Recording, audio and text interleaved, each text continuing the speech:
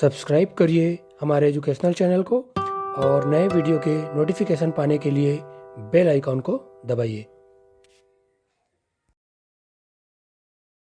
आज के वीडियो में हम क्लास 7th हिस्ट्री इतिहास विषय का अंतर्गत अगले जो चैप्टर है उससे जुड़े हुए महत्वपूर्ण इम्पोर्टेंट MCQ क्वेश्चन आंसर्स जो कि ऑब्जेक्टिव टाइप के हैं उसके बारे में जानेंगे, जो कि पार्ट के पीछे में दिए हुए हैं। साथ ही साथ इंटरनल क्वेश्चन आंसर्स जो कि विभिन्न परीक्षाओं और कॉम्पिटिटिव एग्जाम में आते हैं उसको हम शामिल किए हैं इस वीडियो में। इसके पहले का वीडियो हमने पहले के 2 चैप्टर है उस पर बनाया था। अगर आपने नहीं देखा है तो उसे आई बटन में जाकर या डिस्क्रिप्शन में जाकर देख सकते हैं। साथ ही साथ आज के जो वीडियो में हम दिल्ली सल्तनत की स्थापना और दिल्ली सल्तनत का विस्तार और दिल्ली सल्तनत के विस्तार के अंतर्गत गुलाम वंश, खिलजी वंश, तुगलक वंश, सैयद वंश और लोधी वंश, इस पर अगर कंप्लीट वीडियो भी देखना चाहते हैं तो डिस्क्रिप्शन में या आई बटन में जाकर इसका कंप्लीट वीडियो आप देख पाएंगे। साथ ही साथ आप अपना सेल्फ असेसमेंट हमारे वेबसाइट से जुड़कर कर सकते हैं।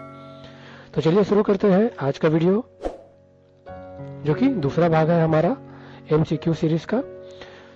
पहला क्वेश्चन है, मोहम्मद गौरी ने भारत पर पहला आक्रमण कब किया?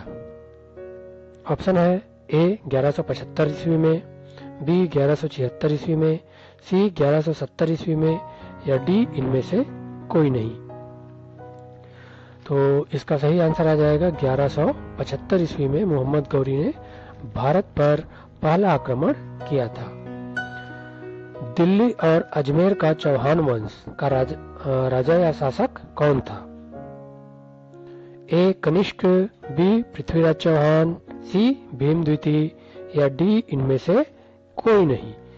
तो दिल्ली और अजमेर का चौहान वंश का शासक उस समय कौन था? सही आंसर आ जाएगा पृथ्वीराज चौहान।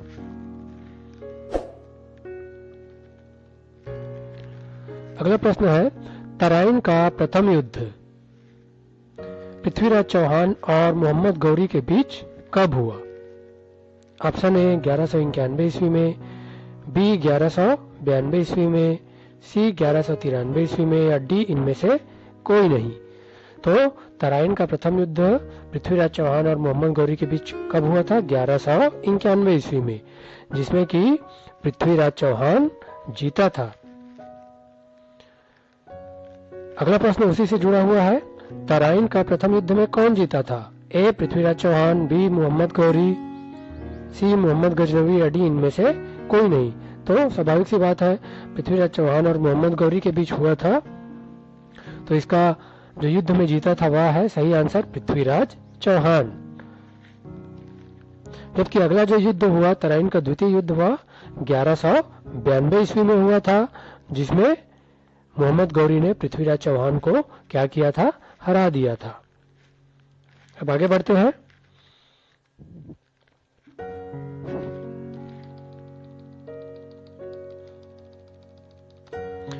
तुर्कों की सफलता का क्या कारण रहे? तुर्क उस समय आक्रमणकारी जो आए भारत में आक्रमण किए और वे सफल रहे, इसके क्या कारण रहे? A हिंदू राजाओं के आपसी मतभेद, B तुर्कों की सेना में फुर्तीले तीर चलाने वाले घुड़सवार थे, C उनके युद्ध के तरीके और साधन राजपूतों से बेहतर थे या D उपरोक्त सभी। तो स्वाभाविक सी बात है कि तुर्कों की सफलता के कारण ये सभी रहे। पहला तो हिंदू राजाओं में आपसी मतभेद रहा और तुर्क की सेना में फुर्तीले तीर चलाने वाले घुड़सवार थे और उनके युद्ध के तरीके और साधन राजपूतों से बेहतर थे। ये तीनों सही है, तो सही आंसर आ जाएगा उपरोक्त सभी। गुलाम वंश का प्रथम शासक कौन था? A Iltutmish, B Qutubuddin Aibak, C बलवन या D इनमें से कोई नहीं। तो गुलाम वंश का प्रथम शासक था कुतुबुद्दीन ऐबक, सही आंसर इसका। अगला प्रश्न है, कुतुब मीनार के निर्माण को पूरा किसने करवाया?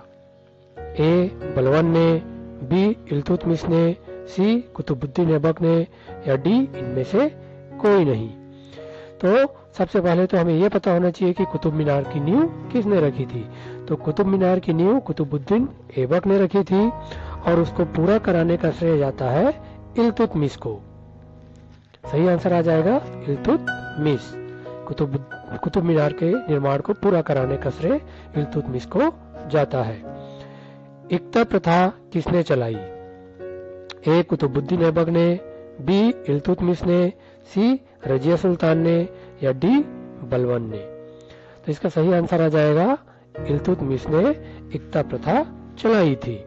विभिन्न परीक्षाओं में पूछे जाते हैं ये प्रश्न, और हमारा कक्षा 6वीं 7वीं के हिस्ट्री और साइंस विषय के जो हमारा सीरीज था मल्टीपल चॉइस क्वेश्चन, अगर आपने उसे नहीं देखा है परीक्षाओं की तैयारियों के लिए, आप उसे हमारे एजुकेशनल चैनल में ज्वाइन करके सब्सक्राइब करके आप उसे देख सकते हैं। अपना सेल्फ असेसमेंट वेबसाइट में जुड़कर कर सकते हैं।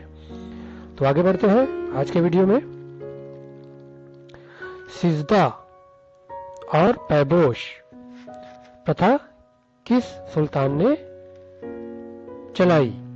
ए बलवन ने, बी इल्तुतमिश ने, सी कुतुबुद्दीन ऐबक ने, या डी इनमें से कोई नहीं। सिजदा एक प्रथा है जिसमें झुककर बादशाह को सलाम करना और पैरों को चूमना। इस तरीके से सिजदा और पैबोश प्रथा चलाई थी।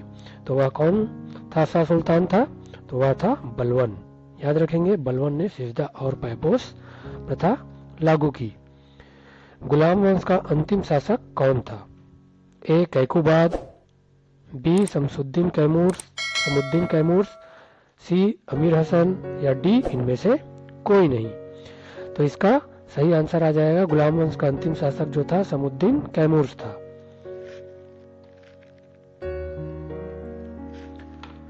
खिलजी वंश की स्थापना किसने की थी? गुलाम वंश के बाद अगला वंश आया खिलजी वंश। तो खिलजी वंश की स्थापना किसने की थी? ए अलाउद्दीन खिलजी ने, बी जलालुद्दीन फिरोज खिलजी ने, सी अमीर हसन खिलजी ने, या डी इनमें से कोई नहीं।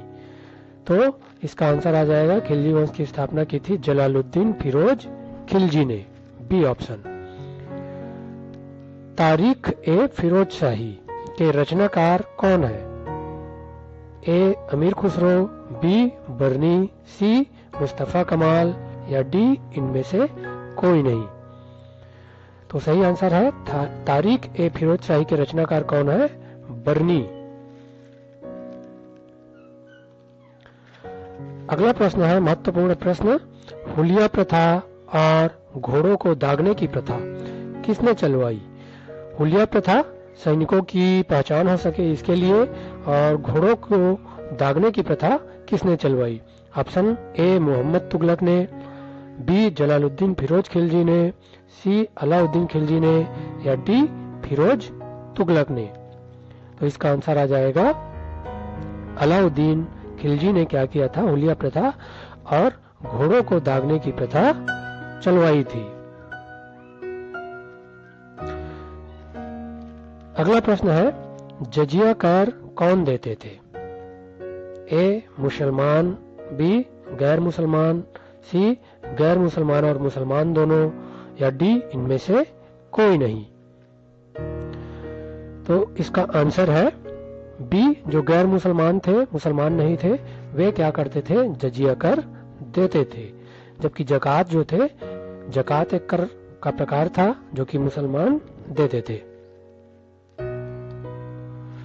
तुगलकाबाद नगर की स्थापना किसने की? ए गयासुद्दीन तुगलक ने, बी फिरोज तुगलक ने, सी मोहम्मद बिन तुगलक ने, या डी इनमें से कोई नहीं। तो तुगलकाबाद नगर की स्थापना की थी गयासुद्दीन तुगलक ने। सही आंसर इसका। चांदी की जगह तांबा और पीतल के सिक्के किसने चलवाया? ए मोहम्मद बिन तुगलक ने, बी फिरोज तुगलक ने, सी अलाउद्दीन खिलजी ने, या डी रजिया सुल्तान ने। तो चांदी की जगह तांबे और पीतल के सिक्के किसने चलवाए? मोहम्मद बिन तुगलक ने, जो कि ज्यादा सफल नहीं रहा। मोहम्मद बिन तुगलक ने अपनी राजधानी कहाँ बनाया? ए दिल्ली, बी दौलताबाद, सी फिरोजाबाद, डी इनमें से कोई नहीं। तो मोहम्मद बिन तुगलक ने अपनी राजधानी कहाँ बनाया? बी दौलताबाद। सही आंसर। शेख अलाउद्दीन का शिष्य कौन था? ए कुतुबुद्दीन ऐबक, बी फिरोज तुगलक, सी मोहम्मद बिन तुगलक या डी अलाउद्दीन खिलजी। तो शेख अलाउद्दीन का शिष्य कौन था? मोहम्मद बिन तुगलक, सी। याद रखेंगे। अगला महत्वपूर्ण प्रश्न पे चलते हैं। 300 नए नहरों, आप आजकल सभी जान रहे हैं नहर जो निर्माण हुआ है, तो सबसे पहले जो 300 नए नहरों का निर्माण किस शासक ने करवाया? ए कुतुबुद्दीन ऐबक ने, बी अलाउद्दीन खिलजी ने, सी फिरोज तुगलक ने, डी इनमें से कोई नहीं। तो इसका सही आंसर आ जाएगा फिरोज तुगलक ने 300 नए नहरों का निर्माण करवाया था। फतुहात ए फिरोज शाही किसकी आत्मकथा है?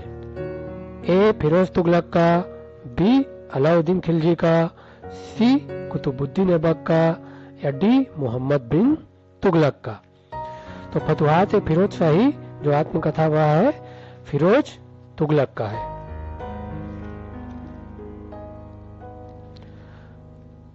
सैयद वंश का संस्थापक कौन था? ऑप्शन है आलम शाह, बी खिज्र खां, सी अमीर हुसैन या डी इनमें से कोई नहीं। तो सैयद वंश का जो संस्थापक हुआ वह था खिज्र खां। रैयते आला एक उपाधि है यह। तो रैयते आला की उपाधि किसने धारण की थी? ए आलम शाह ने, बी अमीर हुसैन ने, सी खिज्र खां ने या डी इनमें से कोई नहीं। तो सही आंसर है इसका खिज्र खां ने रैयते आला की उपाधि धारण की थी। लोदी वंश का संस्थापक कौन था? ए इब्राहिम लोदी, बी बहलोल लोदी, सी सिकंदर लोदी या डी इनमें से कोई नहीं। तो इसका आंसर है लोदी वंश का जो संस्थापक था वह था बहलोल लोदी। विभिन्न परीक्षाओं में ये पूछे जाते हैं, तो याद रखेंगे आप सभी इसे। अगला प्रश्न है, आगरा शहर की स्थापना किसने की थी? ए सिकंदर लोदी ने, बी बहलोल लोदी ने, सी इब्राहिम लोदी ने, डी जूना खान ने। तो इसका सही आंसर है आगरा शहर की स्थापना सिकंदर लोदी ने की थी। पानीपत का प्रथम युद्ध जो कब हुआ था? 21 अप्रैल 1526 ईस्वी को हुआ था। किसके किसके बीच हुआ था? ए हुमायूं और इब्राहिम लोदी के बीच, बी बाबर और इब्राहिम लोदी के बीच, सी बाबर और सिकंदर लोदी के बीच या डी हुमायूं और बहलोल लोदी के बीच। तो इसका सही आंसर आ जाएगा बाबर और इब्राहिम लोदी के बीच 21 अप्रैल 1526 को पानीपत का प्रथम युद्ध हुआ था, जिसमें क्या हुआ था? बाबर जीता था। अमीर खुसरो किनके शिष्य थे? निजामुद्दीन के, अलाउद्दीन के, अमीनुद्दीन के या इनमें से कोई नहीं। तो आंसर इसका आ जाएगा अमीर खुसरो जो थे वे निजामुद्दीन के शिष्य थे।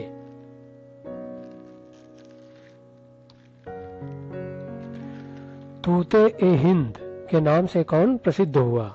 ए अमीन, बी बर्नी, सी अमीर खुसरो, डी इनमें से कोई नहीं। तो इसका आंसर आ जाएगा अमीर खुसरो को तूते ए हिंद के नाम से जाना जाता है, वे प्रसिद्ध हुए। गिनती में शून्य का आविष्कार किनकी देन है? ए तुर्कों की, बी भारतीयों की, सी मंगोलों की या डी इनमें से कोई नहीं। तो इसका सही आंसर आ जाएगा बी ऑप्शन, भारतीयों की गिनती में शून्य का आविष्कार भारतीयों ने किया। सही आंसर इसका। सल्तनत काल में इन इलाकों से विदेशी आकर भारत में बसने लगे। वे इलाके कौन कौन से थे? ए सही आंसर बताएंगे इसमें से। ए ईरान से, बी इराक और बुखारा से, सी तुर्किस्तान और समरकंद से, डी उपरोक्त सभी स्थानों से। तो इसका सही आंसर आ जाएगा सल्तनत काल में इन सभी स्थानों से क्या हुए? जो विदेशी थे आकर भारत में बसने लगे और यहीं के वे स्थानीय निवासी फिर बाद में हो गए। तो ईरान, इराक, बुखारा, तुर्किस्तान और समरकंद से आकर वे भारत में बसने लगे। सल्तनत काल के समय मध्य एशिया का शासक कौन था? ए चंगेज खां, बी तैमूर लंग, सी जूना खां, डी इनमें से कोई नहीं। तो सल्तनत काल के समय मध्य एशिया का शासक कौन था? इसका सही आंसर आ जाएगा चंगेज खां।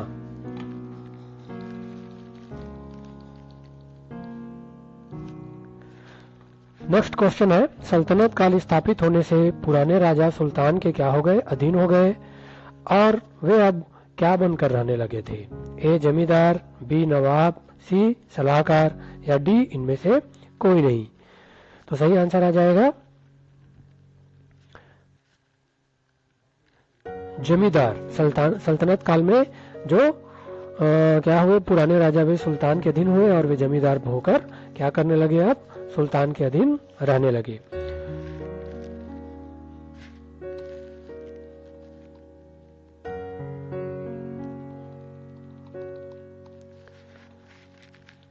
अगला प्रश्न है, सल्तनत कालीन भवनों की विशेषता क्या थी? ए जड़ाई में, जब जुड़ाई में क्या करते थे? चूने और गारे का प्रयोग करते थे। मीनार था, गुंबद और मेहराब का उपयोग होता था भवन निर्माण में, या डी उपरोक्त सभी। तो सल्तनत कालीन भवनों की विशेषता ये सभी थे, तो उपरोक्त सभी विशेषता आ जाएगा। ऑप्शन डी सही आंसर। अरब के जो विद्वान आए यहाँ, तो अरब के विद्वानों ने भारत के विद्वानों से क्या सीखा? गणित, ए बी खगोल शास्त्र, सी आयुर्वेद और योग, डी उपरोक्त सभी।